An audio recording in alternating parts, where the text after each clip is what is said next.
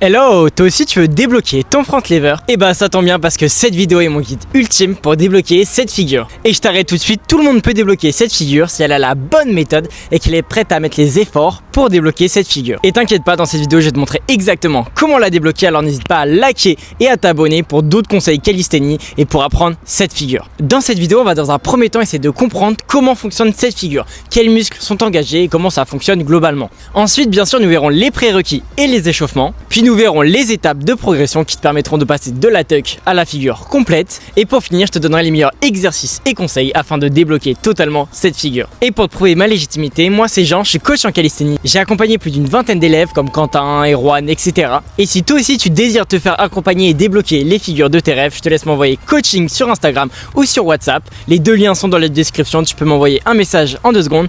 Et sur ce, assez parlé, passons à la théorie. Alors, le front lever c'est quoi? Alors il faut être suspendu à une barre, ça tout le monde le sait. On a les bras qui vont être tendus, on a le corps parfaitement horizontal et on est face vers le ciel. Pour comprendre plus précisément la figure, il faut comprendre quel muscle est utilisé. La star du mouvement, c'est bien sûr les dorsaux, parce que contrairement à ce que tout le monde croit, on va pas seulement utiliser le gainage, non, c'est vraiment le muscle du dos qui va tirer et qui va te maintenir le corps aligné, te maintenir les bras alignés et les bras tendus. Autour d'eux, on a aussi le grand rond, les triceps qui stabilisent les bras et tous les muscles qui se rapprochent des omoplates comme les rhomboïdes et les trapèzes. Mais bon, on n'est pas là pour faire du scientifique, on est là pour avoir du concret. On va quand même aborder le sujet des abdos et des lombaires qui eux font le pont entre le haut et le bas du corps pour éviter justement que ton bassin il s'effondre. Le front lever c'est donc une chaîne et si un maillon lâche, la ligne elle se casse. Maintenant pour parler du point mental, et je le mets très tôt dans la vidéo parce que c'est extrêmement important, le front lever c'est une figure de patience et de discipline. Il va sûrement y avoir des semaines où tu vas stagner dans ta progression et c'est normal, c'est le process et si tu lâches pas tu vas forcément l'avoir. Et la fausse croyance qui peut tout changer, la même que pour la planche d'ailleurs, c'est qu'il faut arrêter de mettre la forme avant la force. La ligne parfaite, la forme parfaite, c'est une conséquence de la force que tu peux engager dans la figure. Et au début, bien sûr, ton front lever il sera moche, le bassin il sera un peu bas, et donc ce qu'il faut vraiment comprendre, c'est qu'il faut créer du volume, créer de la force de tirage, et la forme elle viendra toute seule par la suite. Au niveau des points techniques, le premier va être la rétraction scapulaire. On a les bras tendus, on serre les omoplates l'une vers l'autre comme si en fait on voulait pincer un stylo entre elles. C'est ça qui engage un max de muscles sur ce mouvement et qui va rendre ta figure plus droite.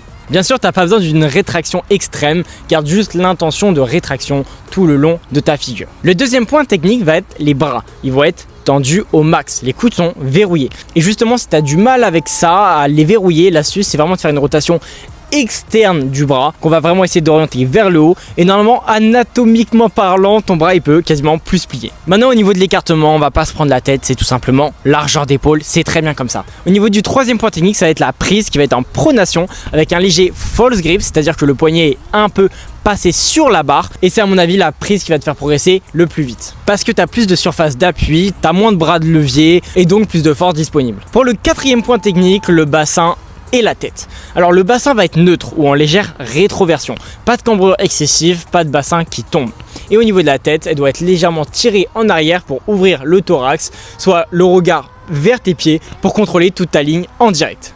Et pour le dernier point, essaie de tendre les pointes de pied au maximum. Imagine que tu veux toucher un truc le plus loin possible avec tes talons, ce qui va automatiquement t'aider à garder une ligne plus droite. Maintenant pour les prérequis, c'est simple et concret. Environ 5 tractions strictes et 15 Australian pull-ups. Donc les tractions australiennes, les tractions horizontales sous une barre basse. Si tu as ça, tu es prêt pour attaquer le front lever. Si tu les as pas encore, c'est ta priorité numéro 1 avant de t'attaquer au front lever. Et d'ailleurs, je te conseille de t'abonner car je ferai une vidéo spécialement pour les gens qui veulent se renforcer musculairement avant d'attaquer justement ces figures de calisthénie. Maintenant pour l'échauffement, on va faire beaucoup de rotation de poignets, surtout justement avec le false grip qui va nous être nécessaire pour le front lever. On a aussi bien sûr les coudes et les épaules qu'on va échauffer à l'élastique. Ensuite, je te conseille d'activer la chaîne spécifique pour le front lever, quelques suspensions actives avec rétraction, des scapulas pull-up. Ton échauffement doit préparer exactement ce que tu vas faire par la suite. Attention, le but c'est de absolument pas se fatiguer. Maintenant, on va pouvoir attaquer les premières étapes de progression et on va commencer avec la tuck front lever. On va être suspendu, on va avoir les genoux qui sont ramenés à la poitrine et tu tires tes omoplates pour ramener ton dos à l'horizontale. C'est ici que tu comprends la rétraction, le tirage bras tendu, la position du dos. L'objectif c'est des holds propres de 10 à 15 secondes.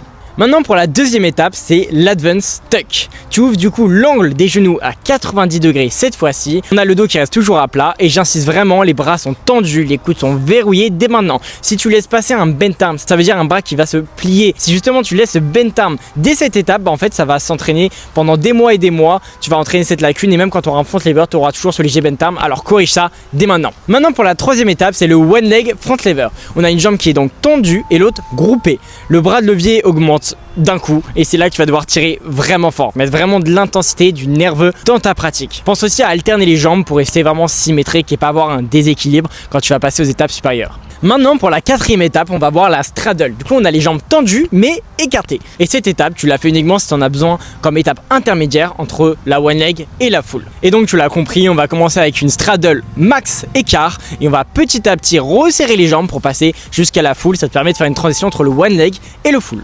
Pour finir, tu l'auras compris, la cinquième étape, le front lever en full avec les jambes serrées, le corps aligné. Et au début, ça te tiendra une seconde et cette seconde, ça sera déjà une victoire. Et ensuite, tu vas construire avec du volume, des combos, des négatives jusqu'à avoir des holds de 3 secondes, 5 secondes, 10 secondes avec une ligne parfaite. D'ailleurs j'y pense, mais si t'es toujours là, c'est que t'es vraiment impliqué dans ta progression et ça tombe bien, mon guide front lever complet est totalement gratuit et je l'ai mis dans la description. Donc si t'es chaud, tu peux le télécharger, c'est dans la description et en échange tu me feras un petit retour sur mon Instagram ou mon WhatsApp qui sont aussi dans la description. Du coup, tu télécharges ce petit guide, il va t'aider tout au long de ta progression, puis tu vas sur un de mes 2 réseaux sociaux s'il te plaît et tu me fais un petit retour. Merci beaucoup, ça me fera vraiment plaisir. On reprend la vidéo avec les meilleurs exos et conseils sur le front lever. Pour mon premier conseil qui est très important, c'est de tester la variation supérieure au début de chaque séance. Imaginons que tu as 3 secondes de tuck. Commence ta nouvelle séance par 3 à 5 tentatives d'advance tuck. On essaye d'aller plus loin, comme de la surcharge progressive qu'on ferait en musculation. Et même si tu tiens pas encore, ton système nerveux il va intégrer cette position